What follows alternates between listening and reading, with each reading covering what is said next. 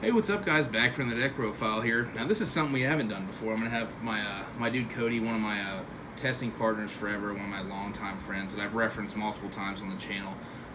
Today, I'm still wearing the same sweatshirt as the Saturday upload because we're recording both on Saturday. I was playing against this fucking Swordsoul deck and Swordsoul Tenyis, and I was like, yeah, we haven't had Swordsouls on the channel, so. We also haven't had win a lot. So I'm also just really depressed all the time. So, but we haven't done that. So I was like, yeah, let's put my boy on the channel. I'm gonna start putting some of my friends that are like my test partners and shit on the channel. If you guys like that, let me know. If not, sick. Yeah, guys. Without further ado, my boy's gonna talk to you about some Swordsoul's. Then you can, when you pan up, you can just pan to both of us, babe. But get the cards. So this is my first time doing upside down, so yeah. Don't judge me too hard. So, play 3 of these guys. 3 of these guys. 3 of those. Yeah, so these 9 cards Tenyis. fuck. Yeah, you gotta play 9. They're really good. All their effects are pretty useful. You use just about all 3 of them every turn. Unless you have a Nibiru on the field. Yeah, or a fucking Lancia in my hand. But, so this guy's really good. Actually, he's probably the best out of both of them because what he does is, obviously, they all have the same first effect, where if you don't control an effect monster, you can special summon from your hand. And then if you control a monster that's a non-effect monster, you can use their second effects. So they all pretty much have 2 effects. This guy, when he's in the graveyard or the hand, you can banish him, and it specials one of these guys, not himself, from your deck to the field. Locks into worms the whole turn. So yeah, he's really good. This guy's level 7. This guy's level 7. These are level 1s. This guy's a tuner. These are non-tuners. So same thing as these. Special. If you have nothing on the field, you can banish it. If you one of your banished guys, sick. Fucking strap message me. Sorry. Yeah. Okay. Yeah. Moment of silence. Yeah. Dude. So you can banish this to add one of your worms from your banish to your hand. So it's really good because you can do stuff where you banish like your Swordsoul guys, and Swordsouls? you can add them to your hand. So yeah, cards nuts. And then this guy's same as the other ones, other than you just banish him and you can pop a card on your opponent's field. So he's really good at like baiting cards, stuff like that. So yeah, cards insane. Anything you want to add to that, breather? Yeah, I think also we don't play like a needle fiber. I don't think the card. I don't think the deck needs it. Can you see me, babe? Yeah. Yeah. Okay. Cool. Also, shout out to Strat for messaging me while we're recording. This is the question mark. Shout out to you, bro. Yeah, dude. No, I think needle fiber just kind of makes the deck a little bit weaker. Just in this format in general. But that's basically the only thing I wanted to add to it. So. Plus, with hand traps and negates, you're 9.9 times out of 10. It's just not going to happen. Yeah, so. you're just like, hey, dude, needle fiber, and then you just fucking pass your turn. Yeah, it's pretty sick. Yeah. Oops. You sell your decks at a local card store. So Or there's just The new one by Micro Center. Yeah. There's a new card. Oh, really? I need to go to that one. So there's the 10 dudes. Not a promotional video. I play 3 of the Ecclesia Europrint. Ooh. Oh. And I think you have to play 3. You might be able to play 2, and you can play 2 of these, but it kind of just ties into your hand. Like when you don't really have a lot to go on, you can just special it if you're going second, and then just banish it or tribute on the field to the grave, and then special summon one of these guys from your deck. So you can get like this guy or Mo Yi.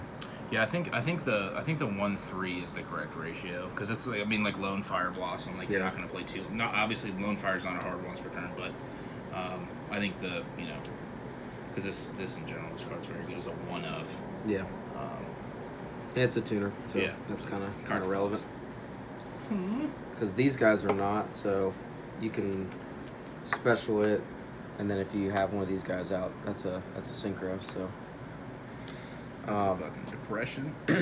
Big time turbo. Depression is very saddening inside of me.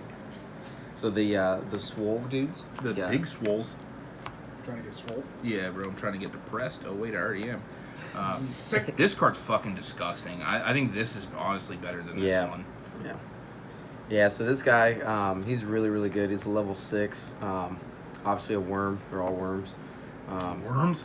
Wormies. And so you send a worm or I think a Swordsoul card. So you can send the spells, traps, whatever. which is really good. Just to special it, and then when it comes out, he makes a level 4 token. That's also a worm. That's a tuner. So all these make the tuner tokens because they're not tuners themselves. Yeah, I was just like, bro, tuner tokens, bro, sick. So this is like your access to level 10s. Really good. Then when you synchro with him and he goes to grave, he activates. You burn your opponent for 1200, which is like kind of a common theme in this deck because the synchros, not all, but some of them do that. So yeah, also like you have to win against this deck very fast too. I feel like because like if you're playing it like a regional or something and you go into fucking time, like you're just already at a super disadvantage, like thoroughly.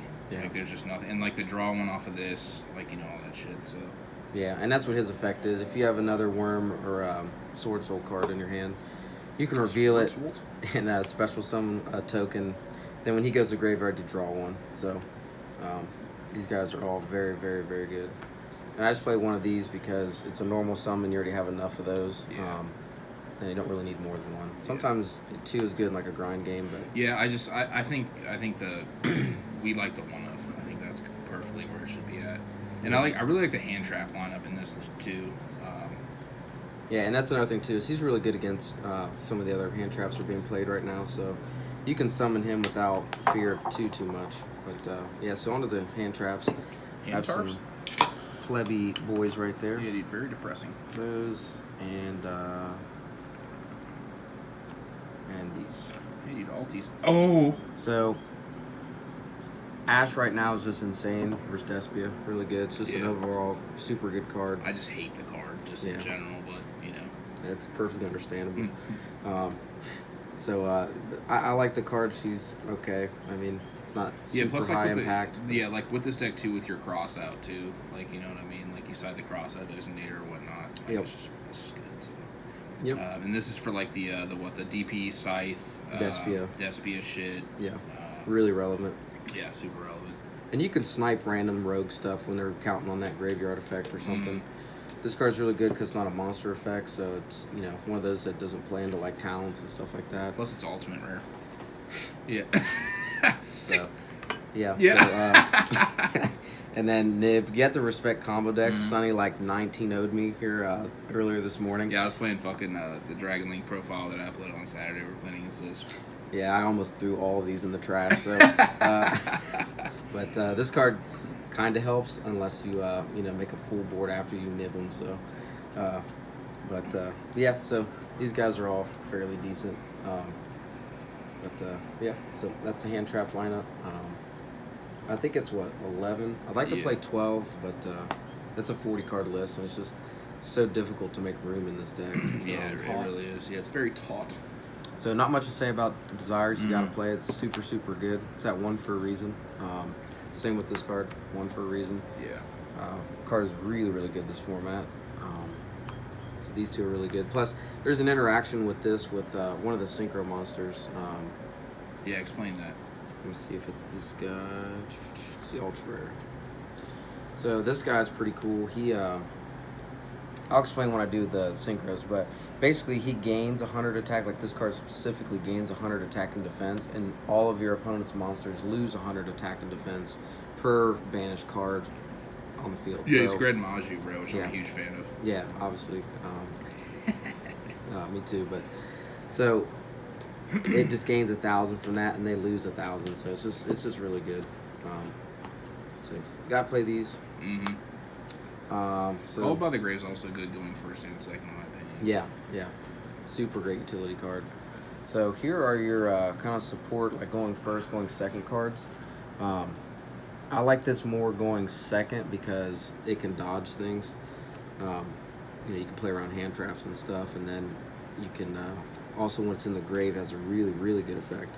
So it's a quick play spell, and you tribute a worm monster, and let's see, so then you add a monster from your deck to your hand. So bare minimum, you're swapping a card out, and then if it's in your graveyard and you control a non-effect monster, which 9 times out of 10 every game you're pretty much summoning this guy. The monk? You just add whatever card you want from your deck to your hand. You just add like that missing Tenyi or whatever.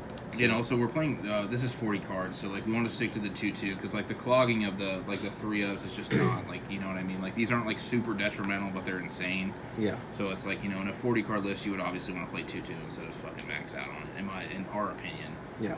So. Yep. Once per turn cards, you want to be careful how many you play in the deck. Especially when you're depressed. You're sad like me. Yeah, me too. So, dude, so Vessel's really good.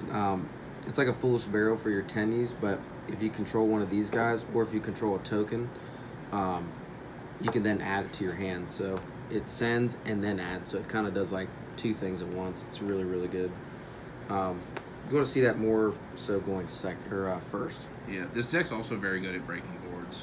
Yeah, very, very good. Very good, yeah. So then the last 4 cards are these guys. Not much to say. It's fucking stupid, dude. Yeah, it's a Rhoda. If you have a Synchro on field, you can search your Tenyis too. So any worm for that matter. So it's very, very good. Play 3.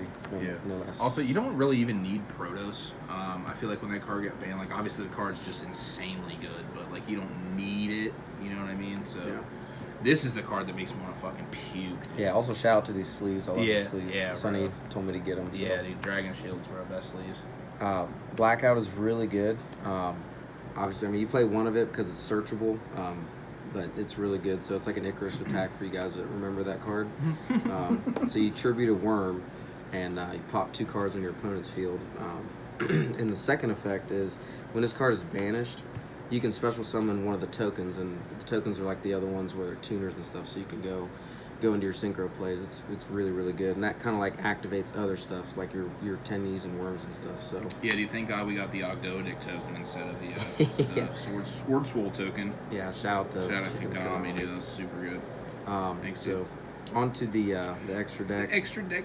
You play 4 main Swordsoul's. Swordies. And 2 of these guys and 2 of those. I'm not even going to pronounce the names because I'm sick. And I'm I actually sick of these don't. I names. don't know the names of these cards whatsoever. I just know Grandmaster. what they do. Grandmaster Shogunshin. Yeah, dude. This card's disgusting. Yeah, these are all super, super good. So when he's summoned, you can search for a Swordsoul card. So Swordsoul's. any of the monsters, the traps, the spells and stuff. It's really, really good. He's a level 8, pretty good attack. And the second effect is the monster has to be on the field, but when your opponent's monster effect activates, you can you can banish one of the Swordsoul cards. And then you can negate the effect. Yeah. I was trying to make sure it wasn't worms too. Impermanent. But yeah, so he's really good. Just Omni negate for, I guess monster negate. But he's really good. Got to play 2. 2 comes up a lot. Yeah. Do this one first. This is the fucking Borland out, bro. Yeah, dude. So when your opponent plays Borland constantly, me. So he's a level 10 guy, and excuse me, he's really good. He has like 5 million effects, so I'm gonna make sure I don't mess it up. But he does. I was just like, what, so this does what again? Yeah, I both asked him of them like do. 40 times what the fucking cards did. He's just like, I'm gonna tell you again, and it's gonna be the same answer I already gave you.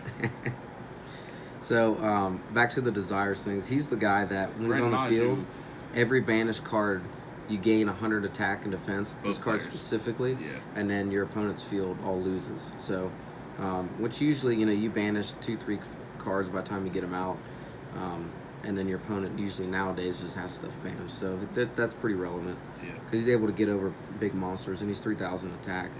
Yeah. He's a fucking heater, dude. And then this guy's also really good because when he's destroyed by an effect, you can banish one card from your graveyard to